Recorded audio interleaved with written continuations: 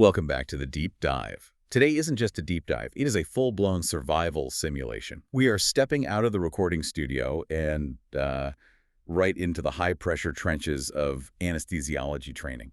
Sounds a little dramatic. It feels dramatic. I've got my stack of textbooks here, Miller, Morgan, and Mikhail, the ASA guidelines, but honestly, I'm sweating a little bit. Well, for a postgraduate student, the drama is real. The stakes are incredibly high. They really are. Because today, we are role-playing.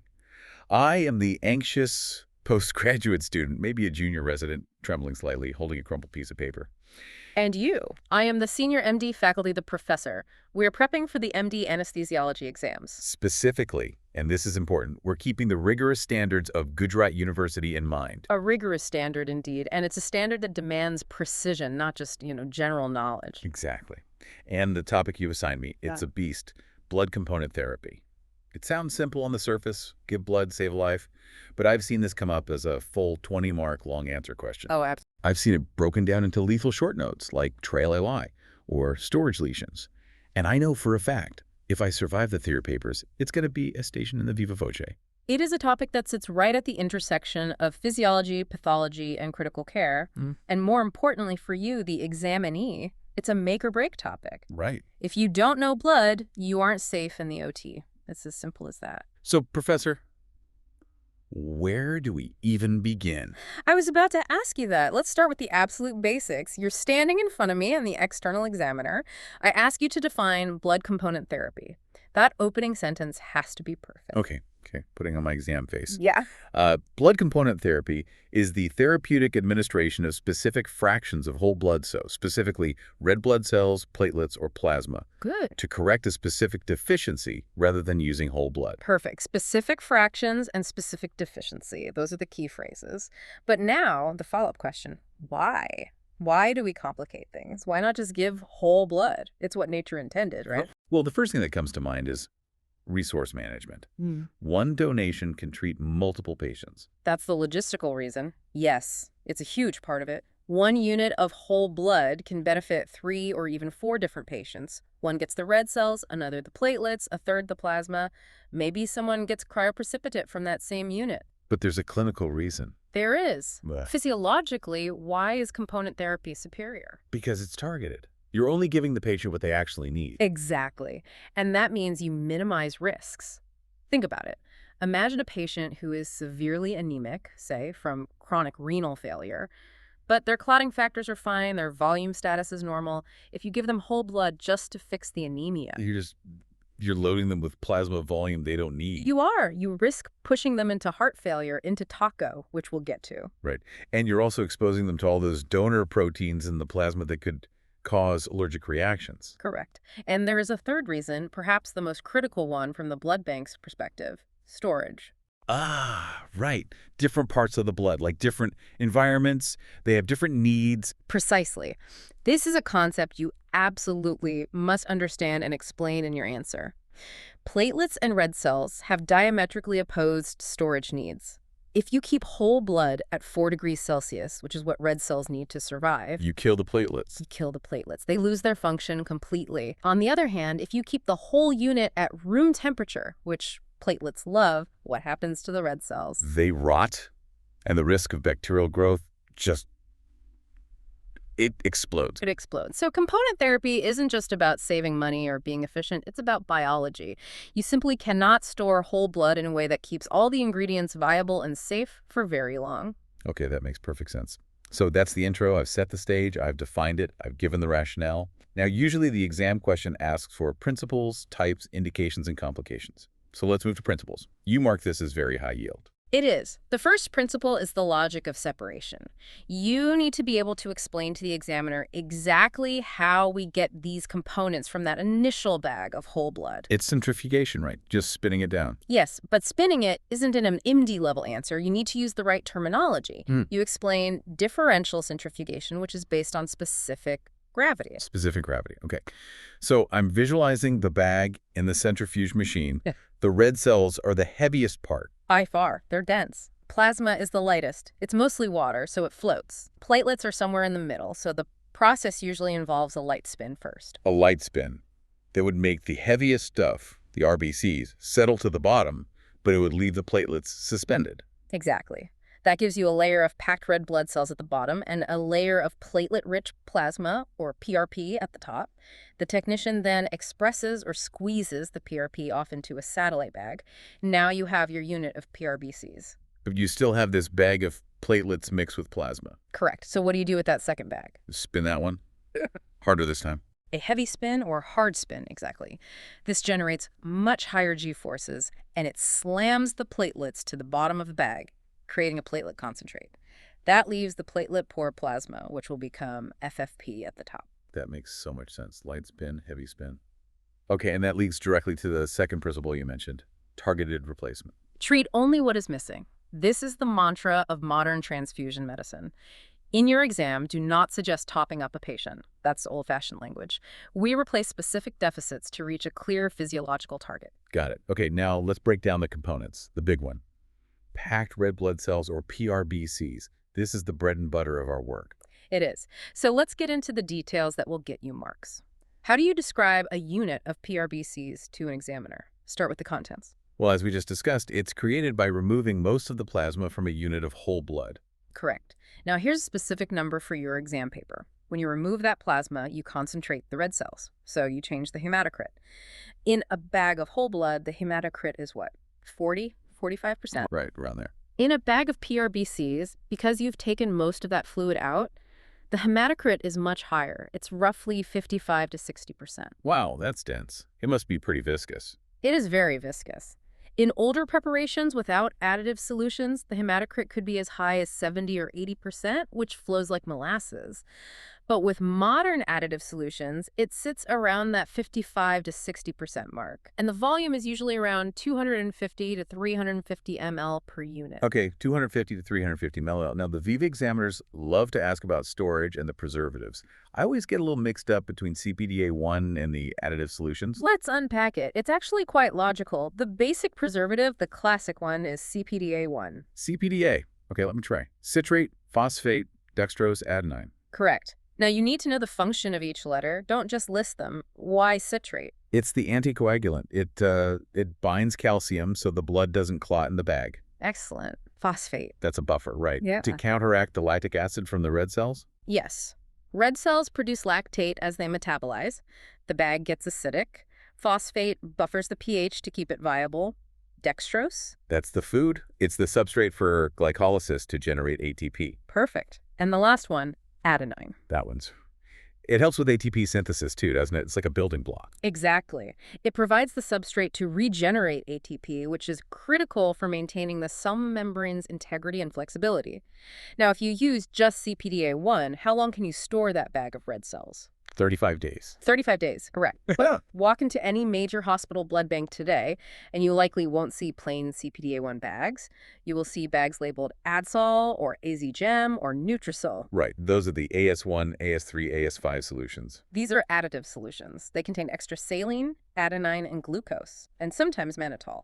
They allow the blood bank to remove even more of the initial plasma, recovering more of it for other uses, while keeping the red cells healthy in a less viscous fluid. And crucially, they extend the shelf life. Till 42 days. So CPDA1 is 35 days, additive solutions are 42 days, and the storage temperature for all of them? 1 to 6 degrees Celsius. 1 to 6 degrees. Correct. And please, in the exam, do not say frozen. Red cells are refrigerated. If you freeze them without a cryoprotectant, the ice crystals will shred the membrane, causing massive hemolysis. Right. Unless you use glycerol for those rarer frozen RBCs. Exactly. Frozen RBCs stored in glycerol at -80 degrees for up to 10 years are a special case for very rare blood types. But for your standard exam answer, PRBCs are stored at 1 to 6 degrees. Okay. Before we leave PRBCs, I need to mention the modifications. Leukoreduction is a big buzzword now. It is essentially the standard of care in many places. You filter the blood to remove white blood cells. Why would we want to do that? What's the harm in a few white cells? Well, they cause reactions, don't they? The fevers. Specifically, febrile non-hemolytic transfusion reactions. The recipient's antibodies react to donor white cells, which triggers the release of cytokines. That causes fever and chills. Leukoreduction almost completely prevents that, but there's another major reason. Infection transmission. CMV, cytomegalovirus. It's a virus that lives inside white blood cells. For most of us, it's harmless. But for an immunocompromised patient, like a transplant recipient or a tiny neonate, a CMV infection can be fatal. If you remove the white cells, you drastically reduce the risk of transmitting CMV. And then there's washed RBCs. That's different again. That's for a very specific and very unlucky patient, the IgA deficient patient. Right, the ones who have severe allergic reactions. If a patient has a severe IgA deficiency, their body has developed anti-IgA antibodies. If you give them a regular unit of blood, which always has a little bit of residual plasma containing IgA, they can have a full-blown anaphylactic reaction. Washing the cells with saline removes those last traces of plasma proteins and makes it safe. Got it. Okay, now for the most important part for any clinical scenario question. Indications. When do I actually transfuse? The trigger. This is where so many students fail. They look for a magic number. Do not give me a magic number. But the ASA guidelines, they give numbers, don't they? The ASA guidelines do not give a single number. They provide a framework for decision-making. If the hemoglobin is greater than 10 grams per deciliter, is transfusion indicated? Rarely. Almost never. And if it is less than 6 grams per deciliter? Almost always indicated. Exactly. So it's that 6 to 10 grams per deciliter range where the real medicine happens, the gray zone. In that zone, what do I say to the examiner to sound smart? You say. In this range, the decision to transfuse is not based on a number alone, but on the patient's overall clinical status and evidence of end-organ ischemia. You assess for ongoing bleeding. You assess their cardiopulmonary reserve. Can this specific patient tolerate this level of anemia? So a healthy 20-year-old who had a traumatic injury but is now stable can probably handle a hemoglobin of 7. Absolutely. But a 70-year-old with known ischemic heart disease and ST depression on their ECG at a hemoglobin of 8, that's a completely different story. So the phrase to use is about the balance of oxygen delivery versus oxygen demand. That exact phrase will get you marks. It shows you understand physiology, not just lab values. And just practically, what does 1 unit of PRBCs do? In a standard 70-kilogram adult, 1 unit will raise the hemoglobin by about 1 gram per deciliter, or the hematocrit by about 3%. Keep that simple math handy for case scenarios. Okay, moving on. Platelets. This feels like a topic that's full of traps. Only if you mix up the types in the storage. We have 2 main types, RDP and SDP. Random donor platelets, RDP, and single donor platelets, SDP. RDP is the pooled stuff, right, from multiple donors. Yes. RDP, sometimes called whole blood-derived platelets, is prepared from a single unit of whole blood, that hard spin we talked about. It has a small volume, about 50 ml, but because it comes from just 1 unit of blood, the actual platelet dose isn't very big. You usually need to pool 4 to 6 units of RDP to get a therapeutic dose for an adult. Which means you're exposing the patient to 4 to 6 different donors. Exactly. And every donor exposure increases the risk of infection transmission and, very importantly, alloimmunization. That's why, whenever possible, we prefer SDP. Single donor platelets, which is also called apheresis platelets. Correct. That's where the donor sits hooked up to a machine that selectively removes their platelets and returns the rest of their blood. 1 unit of SDP is equivalent to about 6 units of RDP. It's a full therapeutic dose from just 1 person, 1 donor, 1 exposure. Much safer. Okay, storage. This is the really weird one. Room temperature. Yes, 20 to 24 degrees Celsius. Why? It seems so counterintuitive when everything else is in the fridge. If you refrigerate platelets, they undergo an irreversible conformational change. They go from being smooth little discs to spiky spheres. When you transfuse those cold-damaged platelets, the spleen's macrophages recognize them as abnormal and clear them from circulation almost immediately. They essentially stop working, so we must keep them warm to preserve their hemostatic function. But warm soup grows bacteria. It does, and that is the great trade-off. That is why platelets have the highest risk of bacterial contamination and transfusion-related sepsis of any blood component. And that is why their shelf life is so incredibly short, just 5 days. Wow, only 5 days. And they have to be agitated, right? Yeah. On that little rocking platform. Constant, gentle agitation. This is to prevent them from clumping together and to allow for adequate gas exchange across the plastic bag. If they sit still, the local pH drops and they lose function. Okay, indications. The numbers game again. For prophylaxis, meaning the patient isn't bleeding but you're worried about spontaneous hemorrhage, the trigger is usually a count below 10,000 per cubic millimeter. That's for patients with, like, bone marrow failure from chemotherapy. Exactly. Now, what if you need to do a procedure, a central line, or a major surgery? For most invasive procedures, you want to be above 50,000. Good. And for the really delicate stuff, Neurosurgery, eye surgery, 100,000. You cannot afford even a tiny bleed in the brain or the retina.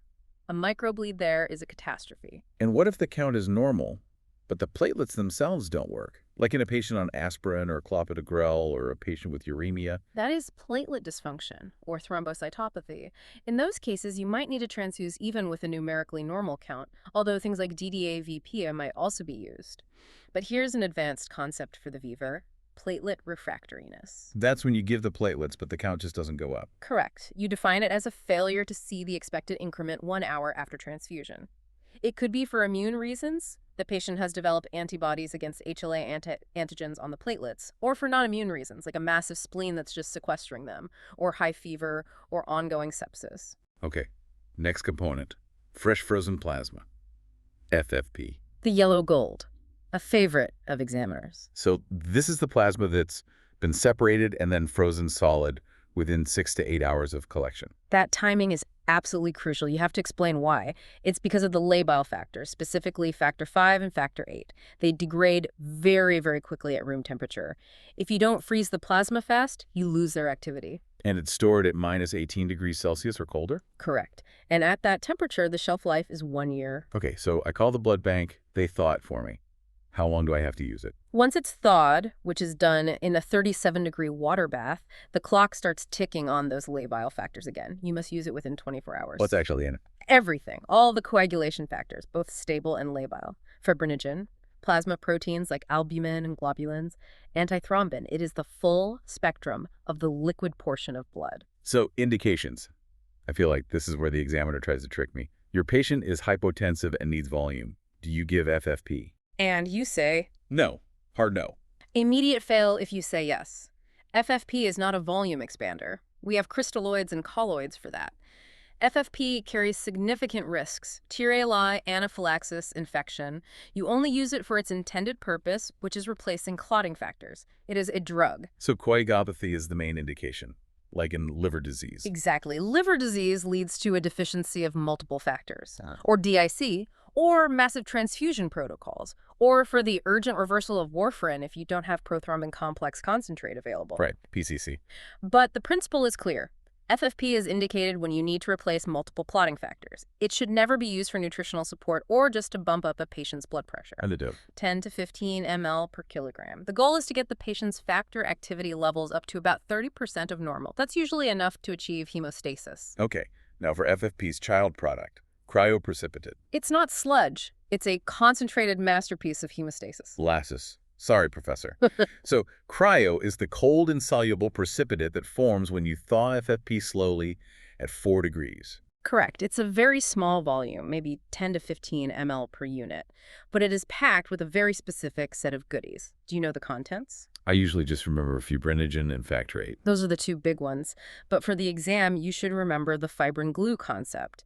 It contains a huge concentrated amount of fibrinogen, over 150 milligrams per unit. It also contains factor VIII, factor XIII, von Willebrand factor, and fibronectin. 8, 13. Fibrinogen, VWF, and fibronectin. It is the go-to product for treating hypofibrinogenemia. If the fibrinogen level is less than, say, 80 or 100 milligrams per deciliter, especially in the context of DIC or massive obstetric hemorrhage, you give cryo. It's much more efficient than FFP for raising fibrinogen levels because it's so concentrated. You don't give the patient a huge volume load. Okay. Let's do a quick flyby of other products before we get to the complications, which I know is a huge section. PCC. Prothrombin complex concentrate.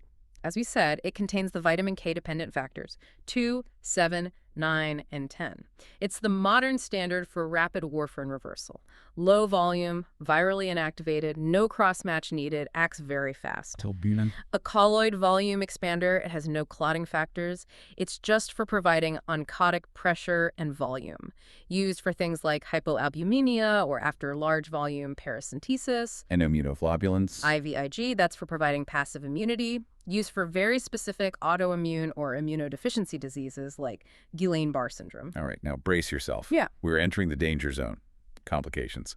This is definitely a 20-mark question all on its own. Discuss the complications of blood transfusion. You must classify them properly. If you just list them randomly, you look disorganized. The best way is immunologic versus non-immunologic, and acute versus delayed. Okay, let's start with the absolute nightmare scenario, acute hemolytic transfusion reaction. This is ABO incompatibility. You give type A blood to a type O patient. The recipient's pre-existing IgM antibodies immediately attack the donor red cells right inside the blood vessels. What's the pathophysiology there? What's actually happening? It's a massive inflammatory response driven by complement activation.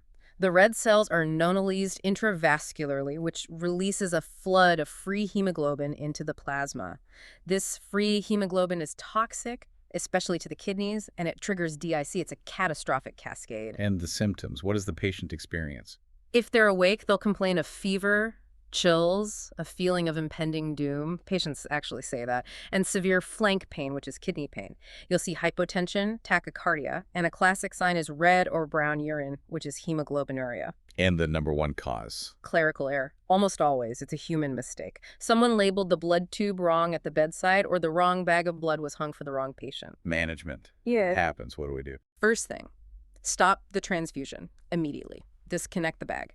Then you aggressively hydrate with intravenous fluids to try and save the kidneys. You might give diuretics like mannitol or furosemide to flush the hemoglobin out, and you provide supportive care for their blood pressure and coagulation. Okay. Next, febrile non-hemolytic reaction. This is the most common reaction by far. As we mentioned, it's caused by cytokines released from donor white blood cells, either in the bag during storage or after infusion. The patient gets a fever, but there's no hemolysis. It's uncomfortable and worrying, but it's not life-threatening. And prevented by leukoreduction. Correct. Now for the big one in the Viva, the trap. TRALI versus TACO. This is the question that differentiates a passing student from a distinction-level student. Transfusion-related acute lung injury versus transfusion-associated circulatory overload, both present with acute respiratory distress and a whiteout on the chest x-ray within hours of a transfusion. The examiner will look you in the eye and ask, how do you tell them apart? Okay, let me try this. CACO is a plumbing problem. It's volume overload. You gave too much too fast, especially to an elderly patient or someone with a bad heart, so the heart is failing. Right. It's a classic hydrostatic pulmonary edema. So what clinical signs would you look for? A high JVP, hypertension, maybe peripheral edema. You'd see signs of fluid overload everywhere. Yes, a positive fluid balance on their chart, an S3 gallop on auscultation, and crucially, it responds to diuretics.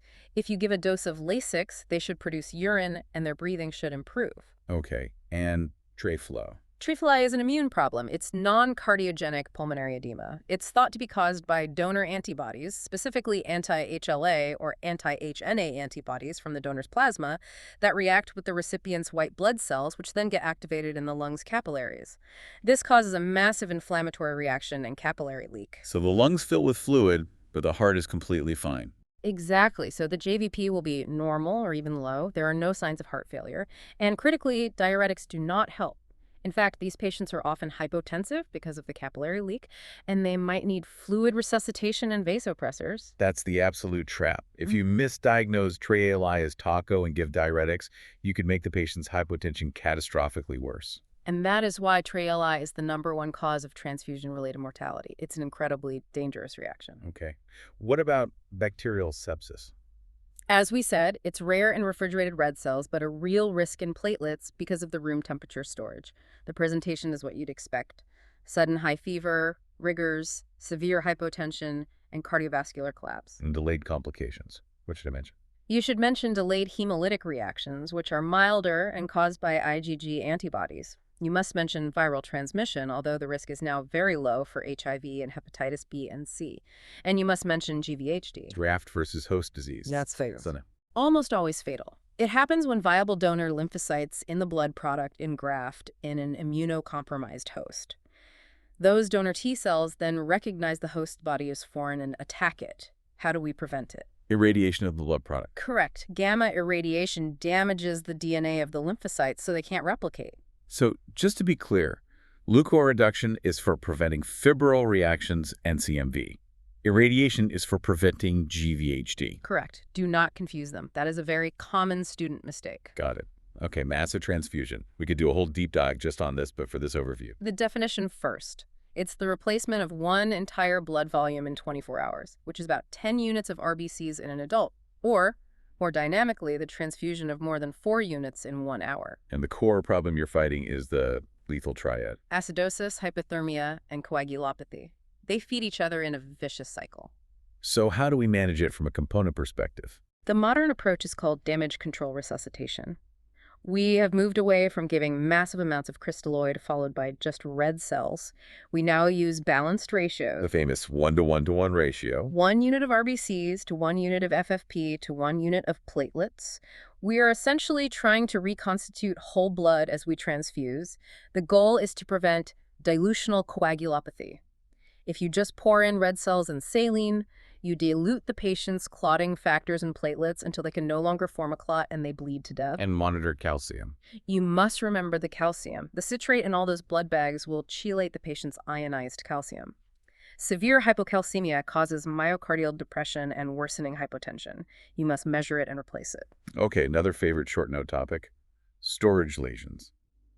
What happens biochemically to the blood in the bag as it sits on the shelf for 42 days? It's not an inert substance. It's a living tissue that's slowly dying. A number of changes occur. First, the pH decreases. It becomes acidic. Second, the potassium increases. The sodium-potassium pump on the red cell membrane fails in the cold, so potassium leaks out of the cells and into the surrounding fluid. A unit of blood that's near its expiration date can have a potassium level of over 50 or even 70 milliequivalents per liter. That's incredibly dangerous for a renal failure patient or a tiny neonate. Very. Third, ATP levels decrease. The cells run out of energy, become stiff, and lose their normal deformability. And fourth, this is a classic physiology question, the levels of 2,4,3-diphosphoglycerate or 2,4,3-DPG decrease significantly. Okay, I remember this from first year. What does low 2,3,3-DPG do to oxygen delivery? It causes the oxygen dissociation curve to shift to the left. Left means it's holding on tighter. Left loves oxygen. The hemoglobin holds onto the oxygen more tightly. It doesn't offload it to the tissues as efficiently. So very old blood might carry oxygen just fine, but it doesn't deliver it as effectively in the minutes to hours immediately after transfusion. So the blood you're giving is acidotic, hyperkalemic, and the hemoglobin is sticky. Not ideal. Not ideal, but these changes are usually reversible once the cells are back in the body's circulation. However, in the context of a massive transfusion, using fresher blood is sometimes preferred specifically to avoid that massive potassium load. Okay, we are in the home stretch. Let's talk about exam presentation. If I get the long question, discuss blood component therapy, how do I structure it for 20 marks? Structure is absolutely everything. If you just write a wall of text, you will lose marks even if the information is correct. First, an introduction with the definition and rationale. Okay. Second, a classification. Clearly list the components you will discuss. Third, go through each component in detail. For PRBCs, platelets, FFP, and cryo, use subheadings. Preparation, storage, shelf life, indications, and dose. Subheadings are key. They are. Fourth, a major section on complications. Use a table format if you can. Acute versus delayed, immunologic versus non-immunologic. It looks professional and organized. Fifth, diagrams. You must draw the centrifugation scheme showing how whole blood is separated. And finally, for a top-tier answer, mention an advanced concept. And the advanced concept, the gold star, is TEG. Thrombolistography, or ROTEM. It shows you are current with modern practice. Instead of guessing based on fixed ratios and a massive bleed, TEG and ROTEM are point-of-care tests that tell you exactly what the functional deficit is. Is it a factor problem? A platelet problem? A fibrinogen problem? Mentioning goal-directed component therapy guided by thrombolistography will seriously impress the examiner. That's a great tip. Okay, let's hit those Viva traps one more time. The examiner is staring at me over his glasses and asks, "Doctor, your patient is bleeding on the table. Their BP is dropping. What do you give?" The trap is to blurt out blood. Right, so what do I say? You pause, take a breath, and say, my immediate priority is to restore intravascular volume, which I will do with crystalloids or colloids. Simultaneously, I will administer blood product to restore oxygen carrying capacity with PRBCs and to correct coagulopathy with FFP and platelets. Blood is for oxygen and coagulation, not primarily for volume. Trap number 2, mixing up the shelf lives. Just burn this into your brain. Platelets, 5 days, shortest. PRBCs, 35 to 42 days. FFP, when frozen, 1 year. And trap number 3, how do you treat TRALI? The answer is supportive care. You support their oxygenation, maybe with mechanical ventilation. You support their blood pressure, and you explicitly state, I would not give diuretics. Okay, I think I'm ready to summarize. If I had to give a 1-minute wrap-up for the exam, my final paragraph. Here are your take-home bullet points. 1. Component therapy is about targeted treatment and resource conservation. 2. Know your triggers. Less than 6 is a must. 6 to 10 is clinical judgment. Right. 3. Platelets are stored warm, which means high infection risk. 4. FFP is for replacing factors, never for volume. 5. Cryoprecipitate is for fibrinogen. 6. Differentiate TRALI, immune lung injury, from TACO, volume overload. 7. Massive transfusion requires balanced ratios, like 1.1.1. And a good concluding sentence for the paper. In conclusion, blood component therapy is a life-saving but finite resource that carries specific and significant immunological and infectious risks. Therefore, its use must be guided by strict physiological triggers and an overarching patient blood management philosophy rather than by arbitrary numerical thresholds. Patient blood management philosophy. I really like that. It sounds comprehensive. It shows you are thinking like a consultant, not just a technician executing an order. Professor, I feel surprisingly calm now. This has really clarified things. That's the goal. Knowledge dispels anxiety. Know your material, and you'll be confident. But before we sign off, a final provocative thought for our listeners. We rely so heavily on this altruistic system of donor blood, but with all the risks, TRALI, unknown viruses, something called transfusion-related immunomodulation, which suggests transfusions might suppress the immune system, will we see the end of it in our lifetimes? You mean synthetic hemoglobin, artificial blood? Artificial oxygen carriers, better intraoperative salvage techniques, more aggressive use of antifibrinolytics. Maybe one day transfusing blood from another human being will seem as archaic to us as, I don't know, leech therapy. Or using ether on a handkerchief to induce anesthesia. Exactly. But until that day comes, you need to know this bag of blood inside and out. Thank you so much, Professor. Yeah. And to all the listeners out there, especially those prepping for the Gujarat University exams, good luck. You've got this. Study hard. Yeah. And know your numbers. We'll see you on the next deep dive.